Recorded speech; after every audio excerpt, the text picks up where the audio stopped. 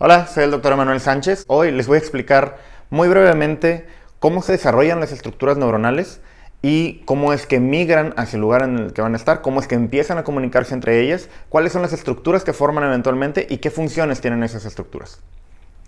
Vamos a empezar primero con de dónde nace todo este sistema nervioso, todo lo que es el cerebro, la médula espinal, los nervios periféricos. Cuando somos un embrión que todavía no tiene más de 3 semanas, somos una serie de placas, ¿sí? Es una placa abajo, una placa en medio y una placa arriba. Pero en el área donde se va a desarrollar el sistema nervioso central hay algo que se llama notocorda. La notocorda es una especie de tubito, ¿sí? Este tubito se va a encargar de mandar señales y le va a mandar las señales a una zona ectodérmica, ¿ok? Esto, si llevan las clases de embrio, lo van a entender perfectamente. Entonces, la notocorda está debajo del ectodermo. La notocorda va a mandar señalizaciones hacia ese ectodermo. Lo que va a hacer es que se empiece a plegar. Imagínense que esto es totalmente plano. Después se va a empezar a plegar. Se va a plegar, se va a plegar, se va a plegar hasta que se forme un tubo. La parte de arriba del tubo va a ser la cresta neural y el resto de lo que se va a extender hacia los lados es el ectodermo, ¿sí? Es lo que después va a formar la piel, la epidermis. Aquí las células de la cresta neural van a migrar junto con la epidermis. Y la cresta neural van a ser las células nerviosas que van a ir siguiendo a esas células de la epidermis. El detalle aquí es que por eso vamos a sentir cuando toquemos nuestra piel, porque todas esas celulitas de la cresta neural que se fueron junto con la piel van a llevar información hasta el sistema nervioso central. Como habíamos dicho que una vez que se plegaba quedaba un tubo, ese tubo neural, imagínense que si fuera un feto de pie, que no se puede, pero un humano sería así, el tubo iría de arriba hacia abajo. Entonces vamos a pensar que esto va hacia las piernas y que esta parte del tubo va hacia el cerebro, ¿sí? Viene y genera el cerebro. En esta imagen no vemos el corte transversal, como ya lo habíamos visto del tubo neural, sino que lo vemos cráneo-caudal. En esta otra imagen vemos el desarrollo normal de la médula espinal y vemos 3 defectos de la médula espinal que podemos ver en los niños una vez que han nacido.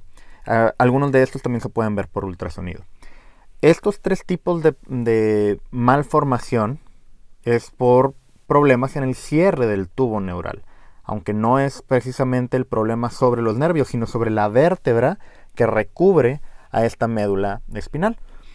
Esto se ve muy frecuentemente en los embarazos no planeados. ¿Por qué? Porque hay una falta de conciencia en la toma del ácido fólico que nos ayuda para cerrar bien el tubo neural. Y otra de las causas que podría ser sería el uso de algunos medicamentos, por ejemplo, el valproato. El valproato evita que cierre el tubo neural. Entonces, cualquiera de estas opciones podrían retrasar el cierre. En uno de los esquemas que les voy a poner ahorita, les voy a explicar cómo es el tubo neural y las partes en las que se divide, ¿sí? Y después en qué se va a diferenciar cada una de esas secciones y qué es lo que va a dar lugar cada una de ellas. En esta ilustración podemos ver el tubo neural propiamente dicho y las partes en las que vamos a dividir este tubo neural y el cómo se van a ir diferenciando hacia el encéfalo del adulto. Entonces, estas partes que se ven en rosa, en amarillo y en verde, realmente la que nos importa para el desarrollo psicológico va a ser la rosa, que es el telencéfalo, que es el que va a dar lugar a los hemisferios, y el diencéfalo, que va a dar lugar al sistema límbico. Si se fijan, la retina es una parte del sistema nervioso central directa. En esta ilustración lo que quiero es que no pierdan de vista esta neurona.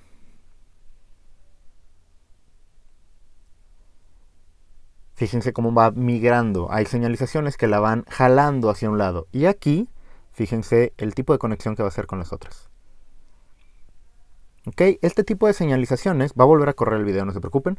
Este tipo de señalizaciones son las que hacen que migre una neurona desde donde nace hasta el lugar donde se tiene que quedar ya en el cerebro del adulto.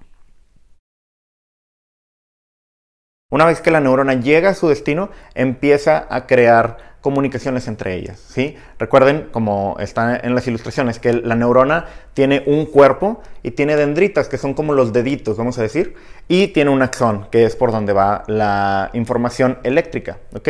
Entonces, la manera en la que las neuronas se comunican es que de una dendrita hacia la terminal axónica de otra o hacia el cuerpo de otra se puede comunicar, o incluso entre ellas, ¿ok?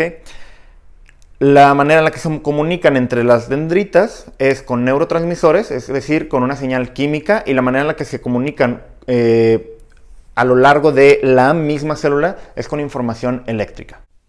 Aquí vamos a ver cómo se comunican dos neuronas. Una se despolariza, es decir, se hace más positiva en su interior y lanza una señal eléctrica, ¿sí? Esa es la neurona presináptica. Y lo que estamos viendo en puntitos son los neurotransmisores. En esta terminal presináptica, o estos puntitos azules, se liberan esos neurotransmisores, que son estas pequeñas vesículas que vemos aquí. Las vesículas contienen muchos tipos de neurotransmisores, puede ser serotonina, dopamina, noradrenalina, etc. ¿Ok?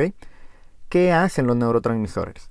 Salen las vesículas, se pegan en la orillita de la terminal presináptica, se pegan después viajan y se pegan en un receptor. Al pegarse en ese receptor, ejercen una acción, sea despolarizar la siguiente neurona o alguna otra cosa, y después se liberan. Y se libera precisamente para regresar a su lugar de origen. Llega a un lugar donde se lleva a cabo un proceso que se llama recaptura. Después de que se recaptura, ese neurotransmisor vuelve a acumularse en una vesícula. Y eso sigue y es un ciclo constante en nuestro cerebro. Dentro de la sinaptogénesis, lo más importante de saber es que empieza a ocurrir desde el segundo trimestre de gestación, es decir, mientras el bebé todavía está en el útero de la mamá, hasta los 10 años de vida. Hay un momento en el que es muy rápido esta sinaptogénesis, que es desde el nacimiento hasta los 2 primeros años, que pueden ser hasta 30 millones de sinapsis por segundo. Es una cantidad muy alta. Ahora, ¿para qué nos sirve todo esto? Para crear vías de información, ¿sí? Muchas de las neuronas que están en ese momento generando esa comunicación están haciendo señalización, están trayendo nuevas neuronas para diferentes áreas del cerebro, etc. Por eso es tan importante que los factores ambientales no frenen ese tipo de señalización y esa generación de nuevas sinapsis. Por ejemplo, en el caso de la hipoxia, cuando un bebé está naciendo y trae el cordón enredado o nace sin tono muscular, etc., y tiene una encefalopatía hipóxica, es decir, que no hay suficiente oxígeno corriendo por la sangre, entonces empiezan a morir algunas neuronas. Eso es una poda, ¿sí? Pero es una poda patológica. ¿Por qué? Porque imagínense que la neurona es como si fuera un árbol y empiezas a cortarle ramas, por eso se llama poda. Esta poda sucede normalmente. De hecho, nosotros tenemos muchísimas conexiones entre esos primeros años de vida y posteriormente en el cerebro del adulto hay muchas conexiones que no vamos a tener. En el niño sí las hay, en el adulto no. ¿Por qué? Porque en el niño se ocupaban esas señalizaciones, se ocupaba organizar toda la estructura previo a ya tener un cerebro adulto. Entonces, lo que pasa es que eventualmente, conforme vamos creciendo, se va haciendo una poda de esas neuronas.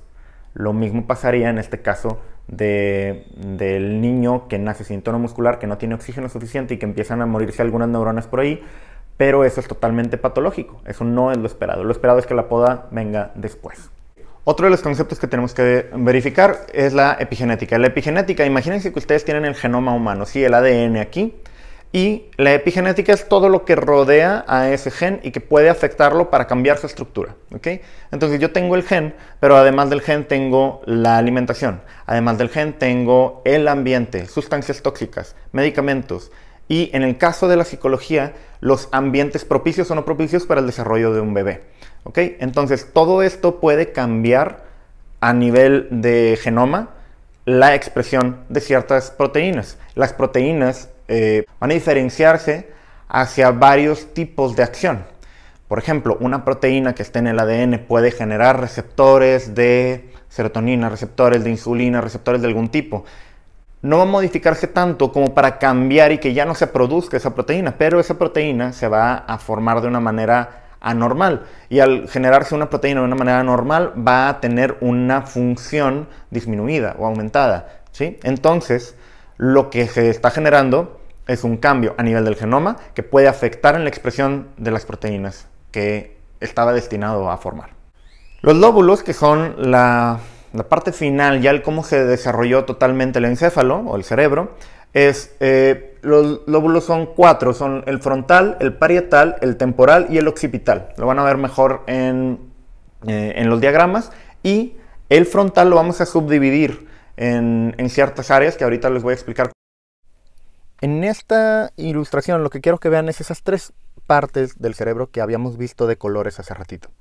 Ahora se va plegando, va creciendo y va doblándose sobre sí mismo, ¿sí? Aquí les estoy poniendo cuál sería el frontal, parietal, temporal y occipital del adulto. Todavía no se dobla, si se fijan todavía no parece una nuez todo arrugado, pero al momento del nacimiento ahora sí se pueden ver las diferentes estructuras mucho más fácil.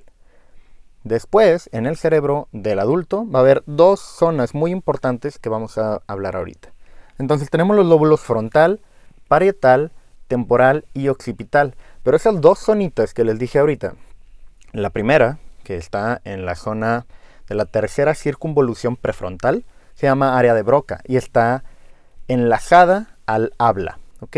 Si hay problemas en esa área, va a haber problemas al hablar, al emitir la palabra. Y en la otra área que se ve como morada es el área de Wernicke. El área de Wernicke se dedica a la audición, entonces están interconectadas la audición con el habla. Y en esta otra parte, ¿recuerdan que les dije que el diencéfalo era importante? Bueno, el diencéfalo es el tálamo. Y el tálamo es un centro de mando, ¿ok? Entonces aquí hay ciertas vías que vienen desde la médula espinal hacia el tálamo y del tálamo hacia la corteza cerebral. Eso es muy importante también.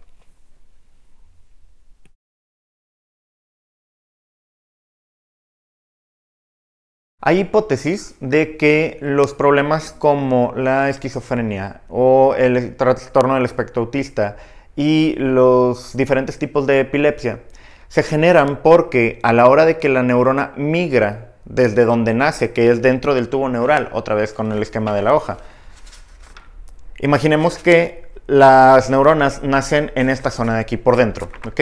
Y tienen que migrar hacia rostro o rostralmente hasta llegar a donde se van a diferenciar ya en neuronas que están solamente en el lóbulo frontal. Bueno, si estas señalizaciones no son suficientes o hay algún error y la neurona va y se detiene antes de llegar a su destino, puede generar focos ectópicos, que ectópicos quiere decir que están fuera de su lugar, y ese tipo de neurona que debería estar más adelante pero se quedó aquí, puede desarrollar ciertas patologías. Esos son los tipos de problemas que pueden aparecer si la migración neuronal no se completa como debería de ser. Muchas gracias, espero que les haya servido y nos vemos a la próxima.